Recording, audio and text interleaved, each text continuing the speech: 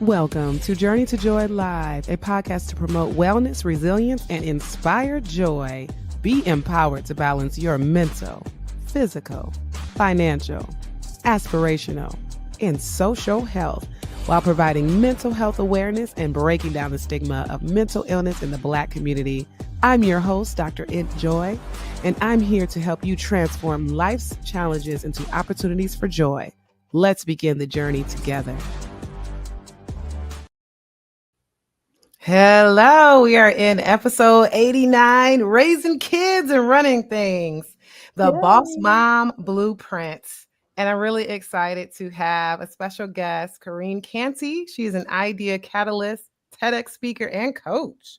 Yes. Ooh, thank you for being here. Thank you for having me. I'm so excited for this conversation.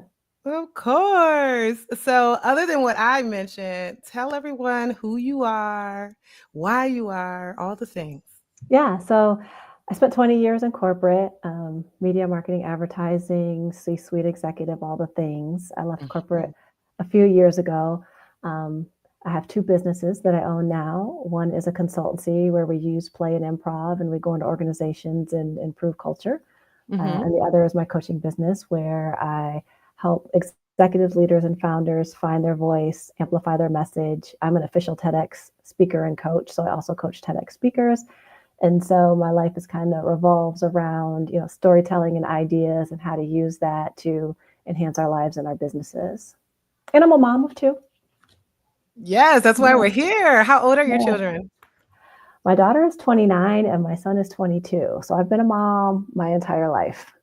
Awesome. Yeah. So you can definitely give some good advice here today because they are grown and out of the house, I would imagine. Well, my son's back in. He decided he's college. So he's back at home in this economy. And then there's figuring out how to live real life in this world right now, So it's a good thing that he can come back home and launch from home. Yes. Awesome. Yes. Sounds good. Definitely appreciate it. So, I mean, we're talking about raising kids and running things. My niche these days have been talking to the wife, mom bosses, the mom bosses. We all out here doing things, that's for sure. And when we throw kids into the mix, it can be a little bit hard to balance our lives because we're owners and bosses and CEOs in our business, but we can at least sort of walk away from that, if you clock out or you can somehow be away from that at certain points. But as a mom, nah, not so much. Not even when they're grown, right? So I was a mom before I could legally vote. And so that's been my primary identity my whole life. And I do have a bonus daughter now who's still in high school, but we don't have any little kids in the house, right? And so they are more self-sufficient, but you never stop being mom. I don't care how old the kids become. You never stop being mom. And I'm also at this interesting time in life where I've also become my mother's mother. Oh, and so that's a whole other part of the journey. Yeah. Yeah, that can be a whole episode in and of itself, but that is certainly a battle. And I feel that way in a sense with my mom and mother-in-law because we help them, but they help us a lot. It's our village. So it's kind of like each other thing. But it can be hard if the mother is dependent on you. Is she sick? Are you pretty much her caregiver? I am. I'm her caregiver, her and her partner. She has dementia and just a lot of other health ailments. And so, but the dementia is the hardest thing.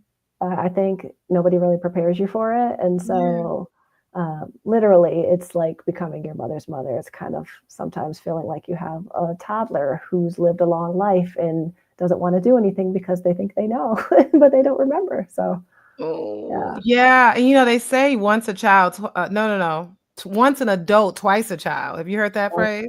And it is so true. It's so true. Life comes full circle.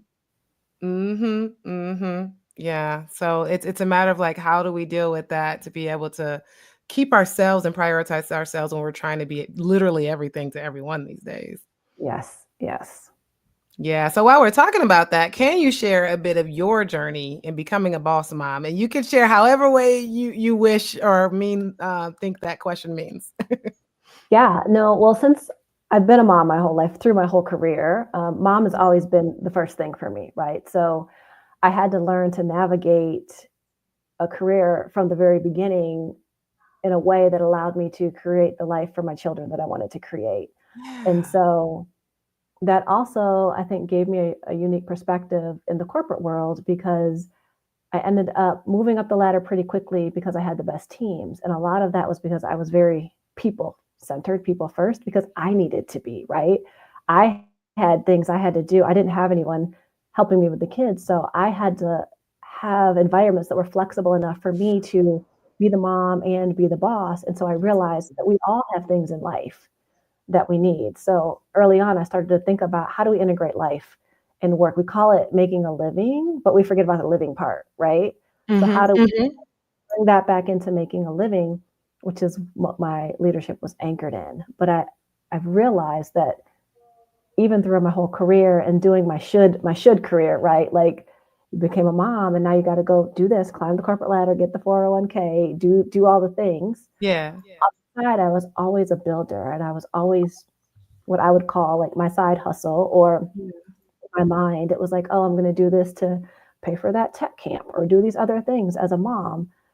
But I realized once I took a break from corporate and started becoming my mom's caretaker and then decided to start two businesses, that it's always kind of been in me to start and build things and that I get enjoyment out of it. But Oh, nice. I also had to kind of learn how to not necessarily be mom first at this point as well. It's Mm. a new journey for me. Yeah, to kinda put your career first or yourself first, sorta, right? Yeah, like put Corinne first, right? Because Mhm, good. before Corinne knew who Corinne was, Corinne had babies. And so it was like, oh, but now they're adults and they're living their own life. And you know how when your kids are smaller and you're trying to juggle all the things and you're constantly worried about, am I messing this up? Oh, I'm doing something wrong. Mhm, mhm. And all the times I knew I couldn't do all the things I wanted to necessarily do at home. And I would tell my kids, like, look, my job is to make you a self sufficient adult. So I'm doing the best that I can, right? Right. And now that we're adults, I realize that, oh, all those times I was so afraid I was messing up, like we were learning together and they actually paid attention to what I did more than what I said. Yeah, yeah. Yeah, it's like you start to Yeah, see that's like, oh, true, for oh, sure. they did listen to some things. Oh, that did sink in. Oh, they are doing better than me in these areas, right? Makes you feel good. Yeah. Yeah, that's a really cool perspective, just being a mom first and then jumping into the career, and there's so many women who have that journey, and then for me, I just jumped right into the career. It was like all of my 20s was just all about, I gotta get into med school, I gotta get into residency, Mhm. and then, like, while trying to tough that out, I got online. It was like, oh, let me try to find a man, let me try to find a husband and do all those things. But either way, I feel like it can be pretty stressful to try to just change your mindset of what you're prioritizing. Because I flipped a switch on, okay, I'm no longer prioritizing my career. Yes, I want to be the best doctor ever, but I Mhm. really want to focus on a family now. So it really Mhm. switched to, let me focus on my husband, let me focus on the kids. And then at a certain point when I realized I'm done making kids now, Mhm. the career seemed to plateau, and then I said, "Well, let me start focusing back on the career," and then that's Right. when the podcast started, private practice open, and things like that. So, I mean, that's just the thing. Life changes as far as how you focus it. Yeah, we have all these different seasons, but the one unfortunate truth is that regardless of your motherhood journey, we don't live in a society that's set up to support mothers and especially working mothers, right? Like Mm. we don't live in a society that makes it easy for us to follow this journey in a way that feels well for us and feels like we can do what we need to do for our family and home. It's always that constant battle of feeling like you have to show up more than everyone else and you have to Yeah. juggle all the things. And oh, by the way, go home and do the whole second shift because it is a full time job to be a mother and to have a home and to have a family, all the things, right? Yeah, and for some reason, there's like this fulfillment in doing it all, even though we don't have to. But like my husband was out of the country for several days, and I really felt fulfilled. Like, I got this. I'm Yeah. doing this, and Hmm. because I knew I had to kick up my self care routine because these kids, they were gonna get to me, and I didn't want to be Hmm. yelling at them or anything. So I ran a 5K every single day. I made sure everything was prepared the night before for the next day. Being prepared and Hmm. structured and organized, way more organized than I ever have been. And it worked out. Nobody got Right. yelled at and things like that. No Yeah. stress. So it's like it felt fulfilling. But, Mhm. that was a short-term thing. Of course, there's Yeah. moms out there that's their lives. Yeah, yeah, no, and I understand that, and I think part of the reason that was probably so fulfilling to you is because you had a tool belt, right? It took me a long time to build a tool belt to even recognize what real self-care is, and to Yeah, recognize that I have to fill my cup first because good you can't point. pour from an empty cup. I spent way too long pouring from empty cups to everybody else, not only for, like, being a mother and my kids, but, like, pouring into everybody at work because I was a leader, because I was an advocate for women leaders, and there was a point in my life where Mhm. all of that added up, got burnout, had a health crisis, and I started to recognize that, oh, even though I was trained in all these well-being modalities and I was using it on everybody else, and I was Oh, telling everyone else, rest, take your time yes. off. But I was the leader, so I felt like I always had to be there. But then I realized one of my team members was like, well, you realize you don't take any time off, or you're always Mhm. there. And if you're always available, we don't believe Mm. that we can as well. And when that hit me so Ooh, hard, like, oh, and then I learned to change it up and set my boundaries and take time off because I realized when you're in a leadership position, you yeah. give others permission to actually prioritize themselves in life if you lead from example, not from words or I love policies. it. I love it. I see what they were saying and what you're saying because my CEO was on PTO 2 weeks ago. She said, "Okay, I'll be on PTO, so we're canceling this meeting." I was like, "How's she gonna be on PTO? She's a CEO." And I was like, "Wait, wait, what am I talking about? That's great." But it Mhm. felt good. I was like, "She's off." It Mhm. just felt Yeah. great. And Yeah. I don't have that issue. I'll take off if I need to, but it was just some sense of like empowerment that she was gonna be on PTO that whole week too. Right. Right. And too many of us as women who are leading companies, have our own companies, running companies, we don't hold the space for ourselves. And we need to do that. So while we're Mhm. talking about this, as a boss mom, as you are, what's been the biggest challenge in balancing the leadership and work, and just being at home and being present at home, being present at work, leader at home, leader at work? I think so. I was early on in my career, I worked in advertising agencies, which if anybody's worked at an advertising agency, you realize like there's not really set hours. So I remember back having to go pick my son up from daycare and I would take him back to the building, back to the advertising agency and have him work there with us. So he used to always be like, that place that always has the candy when he was little, because like everybody would come around and like feed him candy and stuff. And I used to think that was the hardest part, like having to take him back to work, until I started working fully remote, which I did way before the pandemic. I worked for fully Nice. remote companies. I led fully Oh. remote teams, but then the work is at home. And Mhm. at least when I left the office, I Mhm. didn't open my computer again, right? But when the work is at home, you really have to learn to be disciplined and to understand, because it's so easy to just open up your computer and be like, I'll just knock this out right now. I'll just stay on until 9 o'clock. I'll go eat and come right back. And you don't think about like, I actually need time away to even think. Am I even giving Mhm. my best ideas or doing my best work? Because our brains don't work 24 hours a day, right? We need to experience other things. We need to have other stimulation to be able to even create new ideas. And so learning how to, and I don't like the word balance. I think the thing that we really need to balance is our nervous systems. That's like For we sure, need to talk learn about how that to last week. balance our nervous systems, because there's really no such thing as like work and life, right? When you say there's work life balance, it's such a fallacy because you're saying there's things are separate, and you can't Yeah. balance two things on a scale that are of the same. So work is a Yeah. part of life, and Mhm. there's many other parts of life, and it's just how do you understand a system that you can build for yourself, so when whatever piece of that pie needs to be the priority, it is the priority. Mhm. Yeah, that's a really good point. I mean, finding the boundaries, like you said, with working Yes. from home and I'll come in like and say, "Oh, let me look at my schedule real quick," and I'll log on and then maybe an email might pop up, but I've gotten good at Mhm. making sure I close out the email so that the notification won't just pop up in my face. So then there's that thing too. But yeah, that creating that boundary in that space is definitely important. But then understanding, right, it's you're Mhm. you everywhere. So it's pretty much Mhm. meshed in. So I really hear you. Let's talk about imposter syndrome. Now, have you ever struggled with imposter syndrome along the way of being the boss lady that you are? And how did you push through? Do you experience it now? Yeah, I don't experience it now because I look at it a little bit differently. I think we all go through some version of this.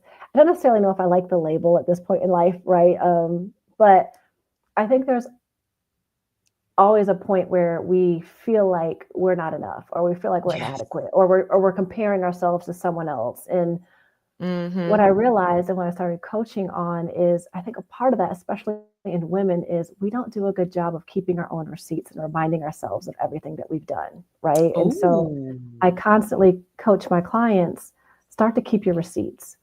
And I really Mm. learned this lesson because when I worked in corporate, um, my boss, I kept advocating for the company to be like, we need to celebrate wins more. People need to celebrate their achievements. We need to pause. We need to, right? So I was advocating for the company, and he was one day finally like, okay, fine, I get it.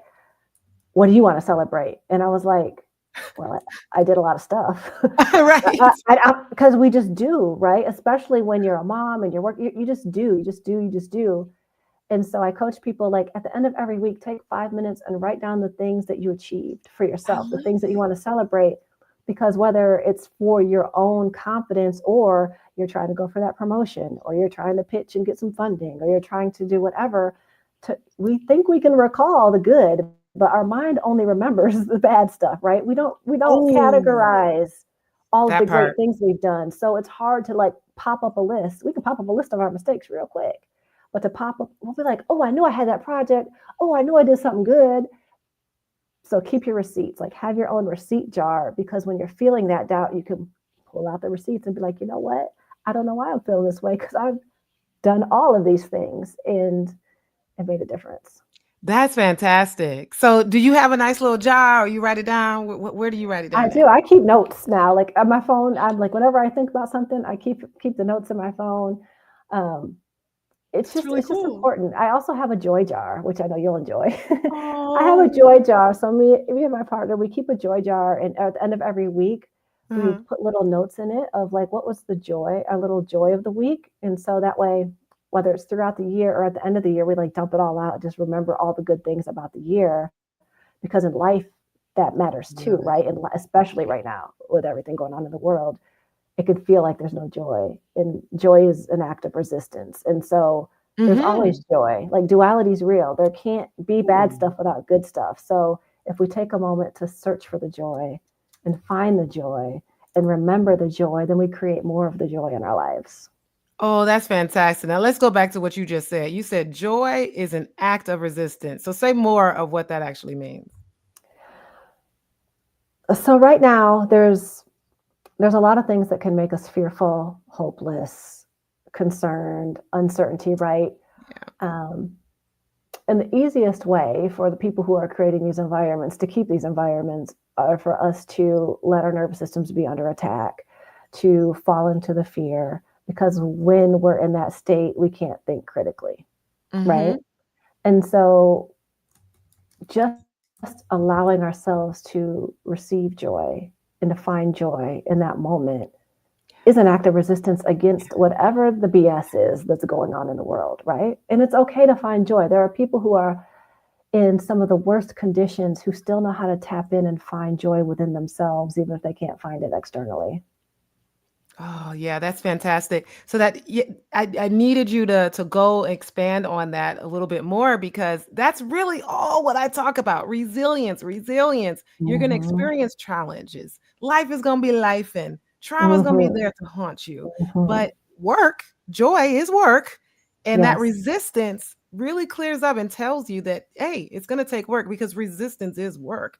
And when you Yes. have resistance, I always use the analogy of the weights when you're in the gym. Mhm. It feels hard, but you are Yes. growing from it, you're learning Mm. from it, and you're becoming better. So, oh, Yeah. yes. Well, and the I one love thing I've learned now, having adult children, is if your children never experience you having joy, it will be hard for them to ever have joy. Oh, yeah. Right? They won't give themselves permission to have joy. And that's what we want the most, right? We do all this work, and we work so hard because we're trying to build these lives for our children, and we're trying to, protect them, whatever we're trying to do to give them a good life, a joyful life. But if you never set an example that joy is important or that joy is a priority, they will never learn to prioritize it in their own lives. They're watching us. They're Yeah. watching us. So, what are Yeah. some practical strategies that we can use to set boundaries between being boss mode and mom mode and not Mhm. having guilt? Because that mommy guilt is real. And It I'm is. sure we can have that boss guilt too if we feeling like we're Yes. not doing what we should do. Yeah. And I mean, I think there's always a little bit of that. Always, like even when my children are grown now, sometimes like, oh, I Yeah. need to. I'm still like, actually, I don't need to do anything. But in my mind, like They it's still grown. there. Like they're grown, they got this. But the one thing that I learned to do without feeling guilty is create that time for myself, because it is setting an example for them. It is allowing me to be able to show up in all the areas of my life so that I can take care of myself, take care of them, take care of what I need to do, build what I want to build in the world, like create legacy. And the way I do that is what I call sacred brackets, which are the bookends of your day. Because even when you have small Mm. children, the two times that you can control are when you first open your eyes and right before you close them, no matter what. So Hmm. even if you can't find a long time, Yeah. you can take 5 or 10 minutes and lay in the bed. The baby can cry in the other room, it's fine. Thank And, you. Thank and you. breathe, like breathe, relax, Yeah. read a page of that novel you've been wanting to read, write in your journal, like do something for yourself. Make sure you're filling your cup first before you pour into anyone else, even your children, which can be hard to do when they're really little. But Yeah. especially once like that age when they can make their own breakfast is like the biggest the biggest game changer Oh, yeah. My in 13-year life, old. Yeah. right? And some people will start to get their morning routine right, but then they forget that you have to come back to yourself at night. Yeah. And if you don't hold space, not only to set up the nighttime for good rest, Uh huh. but to let go of everything that's not yours. And Mm. so finding a ritual where you can let go of the day, you can let go of whatever work guilt you had, whatever you didn't get done on that to-do list, whatever you thought you were supposed to, like all the things that we lay in bed and stay up at night trying to check the boxes, like Hmm. finding a way to dump it, get it out, come back to yourself and do something else for yourself before you go to bed. Because if you get those sacred brackets right, it makes whatever happens in the middle a whole lot easier. Oh, yeah, for sure, for sure. And you mentioned filling your cup first, and sometimes filling your cup first could be at night because whatever you do at night is helping for the Mhm, next day. Because I've mhm, recognized that doing my running on the treadmill at nighttime definitely sets me up for a really good day mhm. in the next day. So yeah, that's some good stuff. When it's quiet, everybody's asleep or they at Mhm. school, it definitely Yeah. works. So, any additional advice that you have for moms that just feel like they're constantly dropping the ball? You did mention earlier, not feeling like they're enough. I know I've had some moments where I just like I'm doing so much, and I know I'm great, but then Mhm. even I'll feel like I'm just not enough. Maybe it's Yeah. something someone said, but then my mind messes with me. Yeah. What's happened for you personally, or any advice? Well, the first thing I always recommend is first let's just breathe. Let's take a breath because our breath is our greatest tool and it's free and it will help us reset in the moment, regardless of what we're feeling. But I think the greatest lesson I've learned from becoming a caretaker to my mother is that there is a such thing as too late. Mm, So I'm witnessing real life end of life regrets. I'm witnessing mm, that it's never too late to dream, but it can be too late to do. Like her brain and her body, there's things she's just can no longer do, and she won't be able to do mm, in this lifetime. And so witnessing that reminds mhm. me even more to just remember what's important. When we're Yeah, trying to juggle all the balls, remember some of them are rubber and some of them are glass. Just don't drop the glass ones. The rubber ones can bounce. You can pick them up later. So getting very clear on like what's really important and why are you doing all this in the first place and prioritizing that and correct. then redesigning your life around that and not the shoulds and not what society Mhm. tells you you should be striving for, but like what you really want your life to look like and how you want to live in your days helps you to feel a little bit better about those days when you feel like I'm dropping the ball on everything and I can't be. Let me just breathe and remember what's important. And being here present in this moment with the people that I love is usually top of the list. Yes. Oh, yes. Yes. That's a segue into what I was thinking about when you were talking.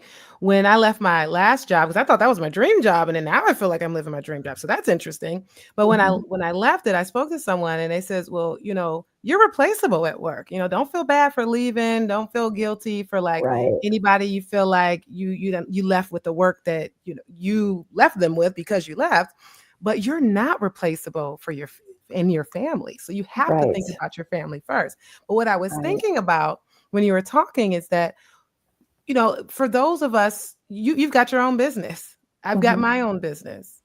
We kind of are not replaceable in our own businesses. Well, what do you feel? Well, how, yeah. So tell me what you think about that statement when it comes to our own thing, which is why we feel like we have to do it all. We have to be present all the time. Mhm. What I've learned in that is even more so because this is on me, I have to take care of myself because if I go down, like there's not a Yeah. team to back it up, right? And so, Yeah. but that also means I get to set my own schedule. So if I'm going Sure. too hard and then let me, oh, well, I'm going to clear my calendar for the rest of the day and take an afternoon. And so it's learning to listen to your body Yep. because there's some days I feel good and I might work all day and it's because I choose to. Yeah. And that's the freedom of having your own business is it doesn't mean now you're going to work 1 to 5 every day and like live this dream. Like some people have it set up that way. Something's good for them. But there's going to be long days, there's going to be short days, but you get to choose. And if you tune in and listen to your body, and when you start to get those whispers, because we get them, listen to them before they roar, then it's easier to navigate that because and if you recognize, yeah, now I'm irreplaceable in both. So that means I have to take See? care of myself the most. Yeah. And that means that sometimes I have to shut them both down and just focus on me. That's good. That's good because you need to be the most fulfilled and strong for you in order to even be those things, to be Yes. the best mom, to be the best boss ever. So some good stuff. Now, is there one mindset shift that every boss mom needs to embrace to thrive in both parenting and leadership? That putting yourself first is actually the flex. Like too often we're putting ourselves last in both arenas, right? We're doing everything for everyone else, everything our clients, our teams, our business, our home, our family, and everything. And then we have nothing left for ourselves. And that's what leads to all the things we've been talking about, not even being able to show up and all the chips fall. So like putting yourself first and learning how to be selfish. And selfish is not a bad word, right? It's There it thinking is. about ourselves and what we need allows us to show up best in both places. That's good. Learn how to be selfish because self-care isn't selfish. Right. So we have to be selfish with our self-care in order to be selfless and be there for everybody Yes, else. And this is exactly. everything that we're always talking about here on Journey to Joy Live for sure. Now, what's your self-care routine? Do you have a particular routine? Does it depend on what's going on? What's your go-to? So I've gotten to the point where I give myself at least 2 hours in the morning. This just for me. Ooh. Do you It wake up doesn't. early? I try. I try to. In the wintertime, it's not as easy because I don't like when it's cold and dark and you don't want to get under the covers. In the summertime, it's much easier. It's Exactly. much easier.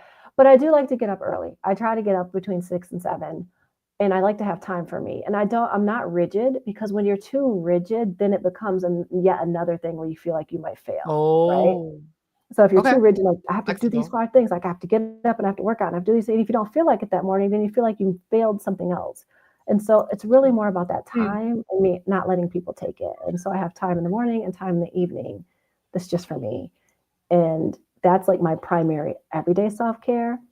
And then I make sure I get outside in nature and I take walks and I get the sun on my skin and I pause and I look at like right now it's spring and I love it because my partner's like, you're gonna go outside and look at every flower and every tree and but like that's how I recharge, right? Let me be present in the moment. Let me not look at my phone. What's the point of going out and taking a walk and looking at my phone? It's like let me actually get this good energy that nature has for me that's designed to recharge me and to heal me and to fill me up and just allow myself to be present in the moment as much as I can. Oh, that's so cool. That's so cool. All right. Well, is there any other nuggets that you were hoping to tell the audience here tonight about being a boss mom? I think it's make sure that you're defining success on your own terms. Make sure Your you're own not terms. striving for something someone told you success looks like, and what your life should look like, and what your motherhood journey should look like. Like, define it on your own terms. I think that's most important. On your own terms, and I like that because that made me think of, when you look at other moms and what they're doing, some moms are pretty strict on things like, "Oh, I don't do screen time with my kids," Mhm. or "I don't let them run in the mud," or whatever Mhm. they might be. That doesn't mean you have to be that way. If it Right. works out for you to give your kid a device or a tablet, or let them run in the mud, or let them spill their food everywhere because you're going to clean it up anyway, so just let them Mhm. be messy. Whatever the case is, that's your mom journey. That's their mom journey over there. Mhm. So I really love that. Just finding success on your own terms. And that's what makes me feel better because I don't compare it to what other moms are doing. I'm like, cool. That's what you want to Mhm. do. Do you? I do me. Mhm. Mhm. It's Yeah. interesting. I'll share one last little nugget. Mhm. Yeah. Because I did for a long time, because I became a mother so early, think I messed up a lot of stuff, right? And because Mm. my children had to be self-sufficient in areas early on. Like my son, Yeah. he was like, "You can do laundry at 9, you're doing your own laundry. Like, you have to learn how to Nice. do these things Yeah. just so we can all like pitch in together." We were a unit. And so it's interesting now that, like, he just graduated from college, and we were talking the other day, and he's like, "Mom, there's so many of my friends who don't know how to do things for themselves or figure things out." And so Oh, now he recognizes all those times when he was little. He'd be like, "Well, Mom, you could just tell me because I know you know how." And my number one thing was like, "You got to look it up, figure it out first, and then come to me." Like, I wanted him to learn that, and now he's seeing how that paid off. And so those little nuggets and those ways that you realize we got to make oh. life work for us actually helps our children recognize how life works for them. That's so cool that your kids are at the age where you finally get that feedback of, "You did a Yes. great job, mom. Thank you. Now I get it." Mm. Because you have to Right. wait till they're a certain age before they do Right, that. because there's all those stages of they have full resistance, right? Full resistance, rebellion, revolution. They go through it, and you're just like, "Oh, is this ever going to end?" Oh my gosh. And then you get to go on adult vacations, and it's a whole new world. Oh, that's nice. Yeah. Yeah, 2 days ago, because I always drive right out of the school, Mm. and, I drove left. Big mistake. My four-year-old screamed for 25 minutes straight. He said, "You went the wrong way. Turn around, turn around." I'm just Oh like, no. how do you even know I'm going the wrong way? And then I got off the freeway because the GPS called for it, and he Mhm. just still didn't like it. He said, "You need to turn around. You are going the wrong way." And luckily, I had my workout in like the day before, so Mhm. I was cool. I was calm. I'm like, "You have everything you need. Go ahead and scream if you need to. I'm just gonna do what I need to do." But it's like I wish I could have him say, "Oh, mom, I appreciate you being so patient and being able to hold it together, and you are so amazing." He says that One when I day. give him things that he wants, but Yeah, yeah. it gets tough. One day it'll pay off. But the next day was great. I had his blanket because that was the one thing he screamed for. "I want a Mhm. blanket." I'm like, "There's no blanket in the car," and then he screamed for 10 minutes about a blanket. I had a blanket the next day. I had snacks. Mhm. I had all the things. Everything went great. Yeah. Mommy, you're my best friend. So I guess that's the feedback. Mhm. Mhm. All right. Well, yeah. So parenting is both a stressor and a joy. I say that all the time, but it can Mhm. be more of a joy than a stressor as long as you listen to your body, learn to be selfish, fill your cup, resist in that Yeah. joy, and all the things that we talked about. I really appreciate you coming on. And of course, I ask all of my guests because you're on Journey to Joy Live, what your personal journey to joy has been like. It's been great. I love having these conversations. I love helping women recognize that we deserve to live too, right? We deserve to live too, regardless of who is depending on us, who we're responsible for. We Mhm. also should live big, full lives. Yes. Yes. Yeah. Awesome. And you're doing it. You're definitely doing things. So we got Corean Canty here. You are a TEDx previous speaker, and Hmm. now you coach other TEDx speakers, Hmm. which is pretty amazing. So you can find her at Corean Canty on Instagram. And you have 2 different websites. Tell us what's at each different website. So CoreanCanty.com, that's my personal website, my coaching website. So if you're interested in working with me on finding your voice, on amplifying your message, on telling your story and building a thought leadership journey, and Shift to Play is my consultancy. We use play and improv principles, and we go into organizations and help build better cultures, better communication, better creativity. Awesome. And you too have a podcast. Tell us about your podcast and how often and where we can find it. Yeah, so my podcast is the Remember to Live podcast. It's on all platforms. It was inspired by the journey of me becoming my mother's caretaker and realizing that there isn't such thing as too late. And so I focus on solo and guest episodes where we can just think about what does life look like when we remember to show up to it. Oh, that is great. And do you go live? Do you present? Do you post every week? How often? It's bi-weekly. And it's on Apple, Spotify, YouTube, all the main platforms. All right. So you know where to find her. I really appreciate your time and coming on the podcast. Thank you so much for having me. Thank you. This has been an Enjoy Life production. If you're in a crisis, don't hesitate. Call, text, or chat 988 for immediate support. Please note, this podcast is for informational purposes only and is not a substitute for professional treatment. If you're looking for therapy or medication management through Enjoy Life, visit www.drenjoylife.com to request a consultation. I accept Aetna for Georgia residents, and out-of-pocket services are available for others. I'm licensed in Georgia, Florida, Michigan, Tennessee, Maryland, Wisconsin, New Hampshire, Illinois, Virginia, and Minnesota. Be sure to grab your copy of the Enjoyno on Amazon for $39.08 to help you on your wellness journey. And remember, Journey to Joy Live is every Thursday at 7 p.m. Thank you for joining me.